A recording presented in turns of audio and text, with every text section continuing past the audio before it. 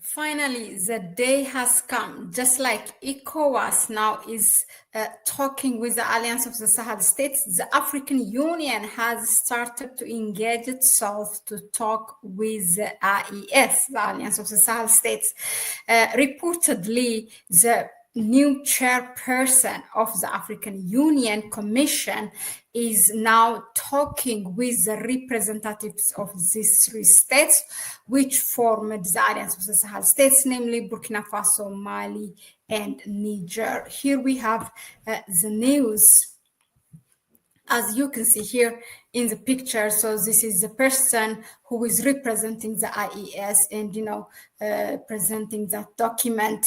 Of course, it's initiated by the AU. So just to give you a bit of a background, after what happened, the coup d'etat in these three countries, the African Union has banned Burkina Faso, Mali, and Niger, and also two other countries, Sudan and Guinea, whereas Gabon is not banned. So see, actually 5 countries has been banned from the African Union membership, membership. Yeah, so I'm not sure if they can send an observer, but they have not been taking part of AU meetings directly on, a country level as they are banned. Regardless, this new chairperson seems he wants to initiate that dialogue. Here it is, as it reads, the African Union has resumed contacts with Sahel States Alliance. Now, as part of new negotiations, representatives of the Union met with delegations from Burkina Faso, Mali, and Niger to discuss a return to constitutional governance. Here is the problem, okay?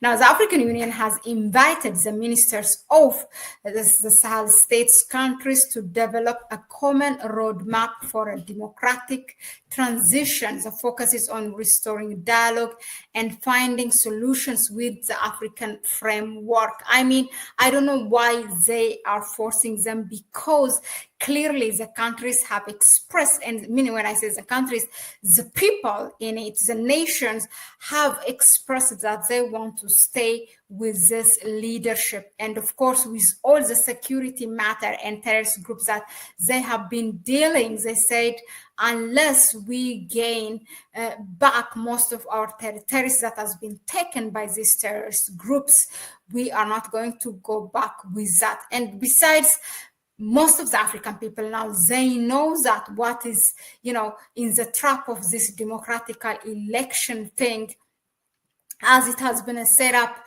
for the previous colonial powers, for anyone who want to exploit African countries, is a way, to restore or to bring back heads of states or governments that are in service or serving these colonial powers, as opposed to serving their nation. So Mali has recently, they have elected Colonel Assimi Goïta to rule the country for the next 5 years. Burkina Faso as well has, for the next 5 years will be Ibrahim Traoré. And as for Niger, I don't think I have the update, but not soon. So they're just pressuring them in the name of democratic election, constitutional government, this and that. But guess what? This is what it works. This is what it works. As long as this constitutional government are not they have a constitution, but these democratic elections, if it's not bringing any economical benefit to the people, those natural resources, if they're not being owned and used by the people, okay, foreign investors can be there, but it should first and foremost ensure the people are the beneficiary of these resources. In terms of security, in the name of negotiations where neighboring countries are taking part as mediator, and terrorists being sponsored and funded by this colonial part, the same thing like take France, for example. The French government, they have their military in ECOWAS or in most of the ECOWAS member states, and they say they are there for security reasons to fight terrorism. But those terrorists have been doubled and quadrupled ever since these foreign militaries have stepped in. It's clear, and there are evidences that they are sponsored and funded by the foreign militaries, like all this, French military, the US military, EU has for its part, Canada, Italy, most of European countries, the western part, they have military there. Yes, there is a Russia military, but Russia military is there in a different capacity to help by the invitation of the government to fight against terrorism. And these countries, after this military leaders have taken power, they have shown a development in terms of gaining back their territories from the terrorist groups. And also, the one thing that they have made it clear, these military leaders in the Sahel, is that without really, like when you are going back to that democratical election or whatever, it is you are ignoring for the votes or the voices of those people who are now, their territory is controlled by these terrorist groups because they cannot vote. So the government has to make, for example, take Mali. Mali, more than 40% of its territory used to be under the hands of the terrorist groups. But now, after the government said, no, there's no mediator, no negotiation between the government and these terrorist groups, we are taking this matter in our own hands and we are going to fight it back. And now, more than 95% of the territory of Mali is in the hands of the government. What more evidence do you need that this government is working for Malians? What more? And they're taking back their natural resources. They are kicking out those foreign militaries. And I know all this is to say to the African Union, you cannot force these states to go back to, to restore what it was. This is perfectly working for them, and you cannot force it. So, and you cannot also continue to ban these states. You need to bring them back. And for AU, it's just hypocritical. The other day, the African Union, was it last month, the new chairperson, he's just there like 4 months in office. I mean, he was elected in mid-February, and he condemned the terrorist attack that happened in Benin. Benin has a border that has,